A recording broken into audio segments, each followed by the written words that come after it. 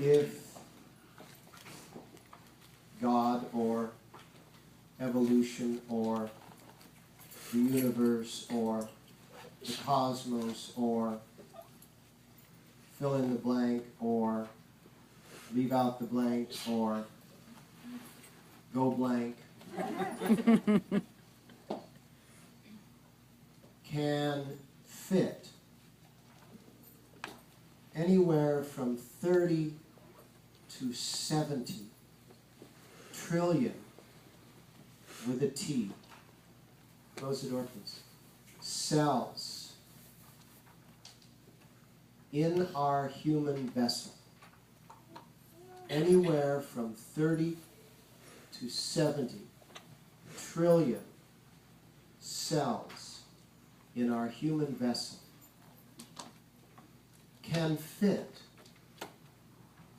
60,000 miles of capillaries in our human vessel, twice around the equator with 10,000 miles left over, can fit 28 miles of nerves in our human body, can develop 13,000 neural connections per second between the age of 0 and 22 years old in your brain and nervous system.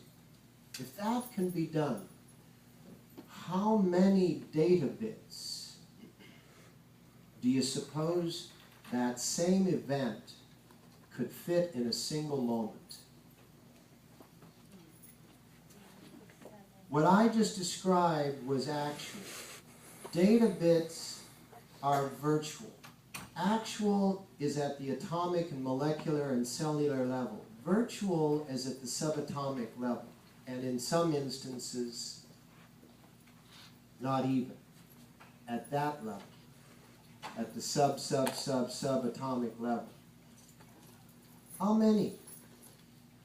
Well, the answer is not infinity, because what we live in is a post-infinite equation. Infinity is nothing. The moment nothing becomes something, it's finite. It's limited.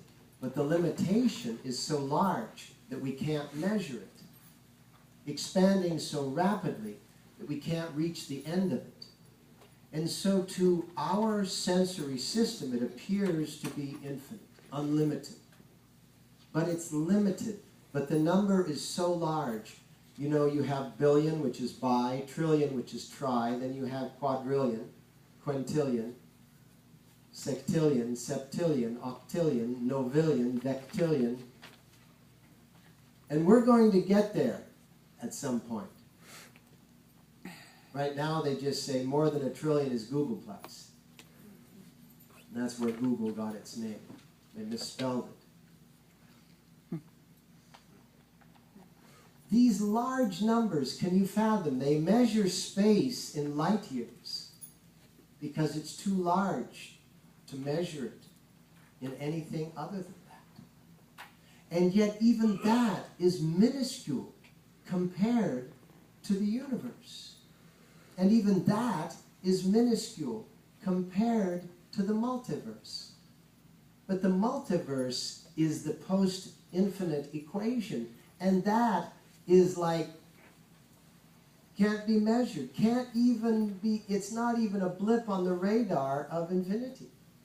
Because infinity is infinite nothing, the total void.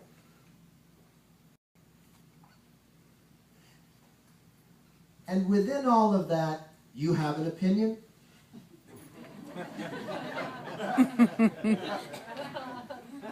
Of a person, place, thing, event, circumstance that happened?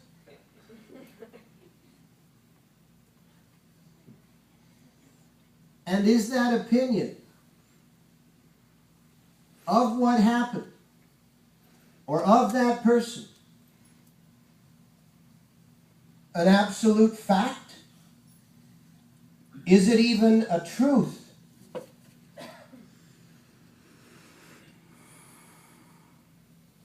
It's a perspective. You've all heard of the story of the 3 blind people that came upon an elephant. One came upon the tail and said it was a rope. One came upon the leg and said it was a tree. And the other came upon the ear and said, "You're right about the tree, and it's a palm tree."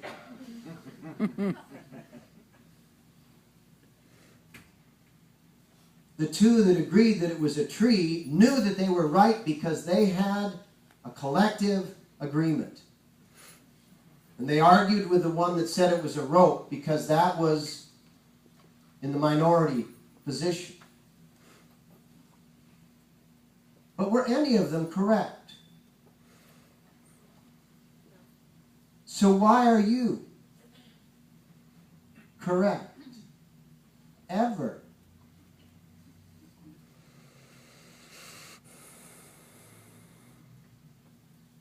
You're correct because you believe you are. And if you don't believe you are, you feel like you're not worth or worthy. And so you try very hard to believe in yourself. And it's hardwired into the system because those who don't believe in themselves, don't value themselves, don't protect themselves. And when you don't protect yourself, thanks for bringing the chair.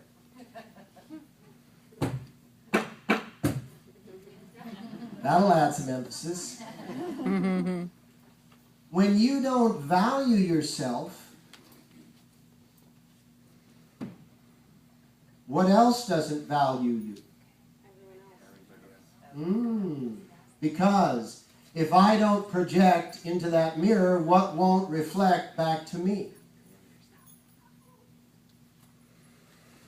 My projection. So in any moment, about any situation, you have a tremendous amount of information. This is not a tremendous amount. This is the number of dots until I got tired of making dots. Whenever I hold one of these up, I always think of those people, you know? Swear to God, don't. If you become elected president, create an executive decision that those are banned. Human beings cannot be hired to do that.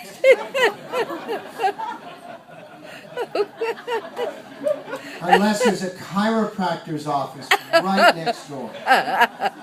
And if you ever see someone doing this, advertising a chiropractor's office, don't ever go to that chiropractor.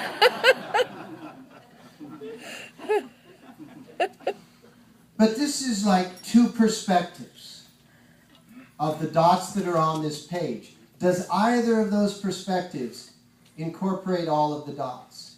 No.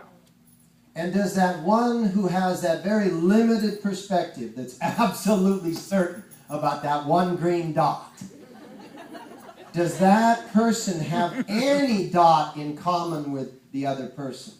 No.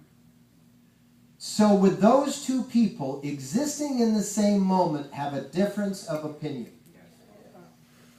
And would this person here, who has a much broader view of the whole situation, disagree with this person?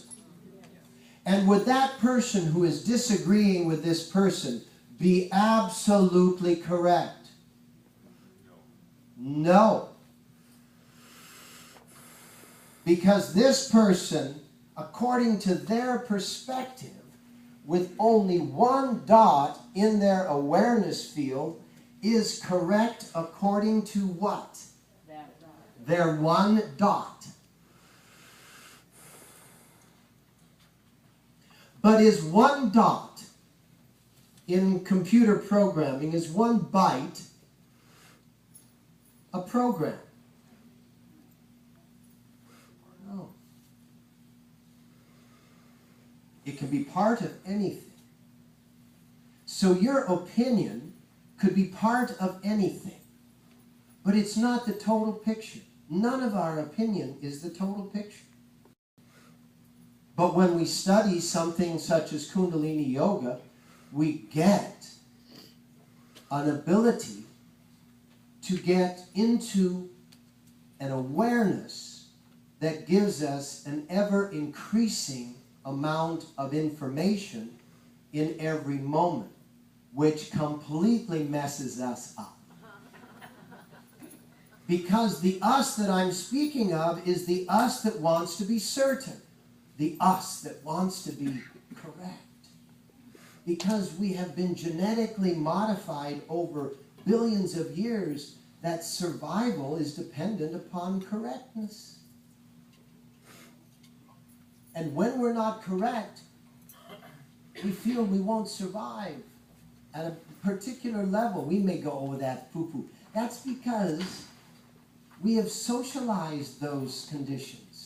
We have made them seem unapparent to us. Because if they were apparent to us, they would mess us up. We don't feel comfortable when we are messed up. So we hold on to positions of how things are. When this happens, this is the result. When this happens, this is the result. When this happens, this is the result. And because you made this happen and this happen, I don't like you. Whoa. Not